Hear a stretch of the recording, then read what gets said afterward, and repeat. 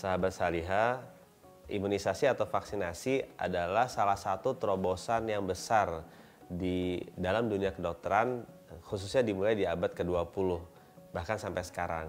Karena kita tahu banyak penyakit yang dulu menimbulkan kematian yang cukup tinggi pada manusia di seluruh dunia, sudah bisa dicegah bahkan dikurangi kasusnya akibat adanya upaya imunisasi atau vaksinasi ini.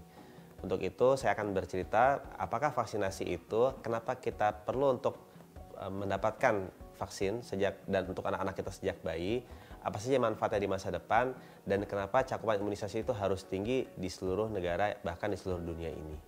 Imunisasi adalah upaya untuk menciptakan kekebalan tubuh yang spesifik terhadap penyakit tertentu dengan cara memasukkan kuman yang sudah dimatikan atau dilemahkan ke dalam tubuh. Dan ini adalah teknik yang sebenarnya sudah diketahui bahkan sejak sebelum Masehi. Dan di abad ke-17, ke-18 sudah mulai ada lagi upaya untuk mendapatkan vaksin yang modern. Jadi vaksin itu adalah barang yang dimasukkan ke dalam tubuh. Sedangkan imunisasi atau vaksinasi adalah upaya atau metodologi untuk memasukkan vaksin tersebut. Kenapa kuman yang sudah dilemahkan atau dimatikan justru bisa menimbulkan kekebalan tubuh? Ini berlaku secara prinsip yang terjadi pada tubuh kita.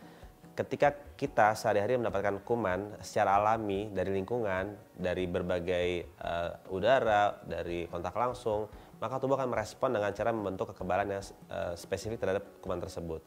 Nah, vaksin yang dimasukkan ke tubuh kita itu meniru teknik tersebut.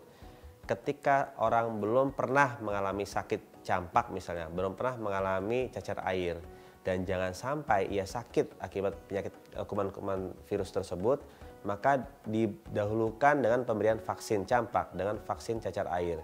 Sehingga tubuh kita sudah mengenali lebih dahulu dan membentuk kekebalan terhadap penyakit-penyakit tadi.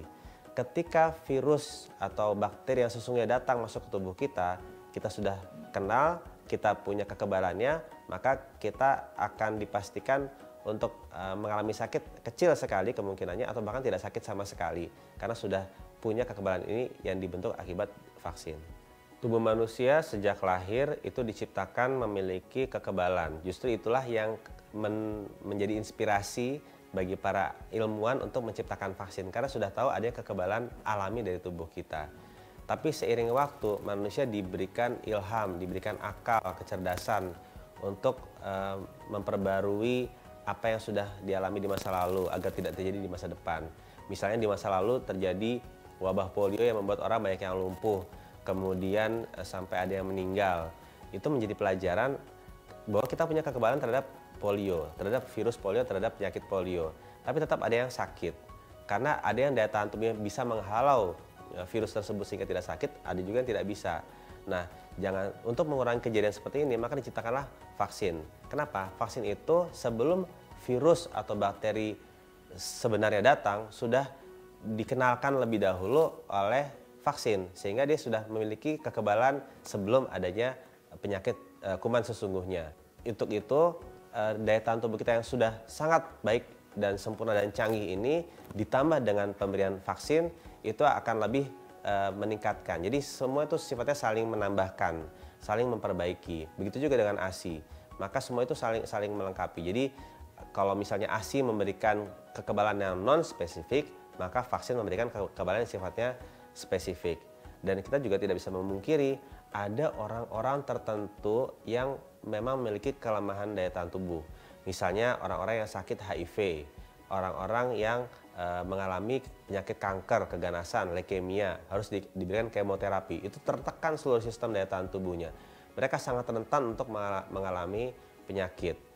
Orang-orang seperti ini bahkan divaksin pun sebagian tidak bisa, karena dikhawatirkan kalau divaksin justru vaksin itu bisa membahayakan tubuhnya. Untuk itu, orang-orang yang tidak bisa divaksin seperti ini harus hidup berada di tengah-tengah lingkungan orang-orang yang sehat. Untuk itulah cakupan imunisasi harus tinggi untuk menciptakan kondisi yang dinamakan sebagai herd immunity atau kekebalan lingkungan. Jadi ketika orang yang tidak bisa diimunisasi atau sebagian belum terimunisasi, tapi tinggal di lingkungan yang sebagian besar sudah diimunisasi, sehingga kecil potensi di daerah tersebut terjadi wabah atau orang sakit, mereka akan terlindungi tanpa harus diimunisasi.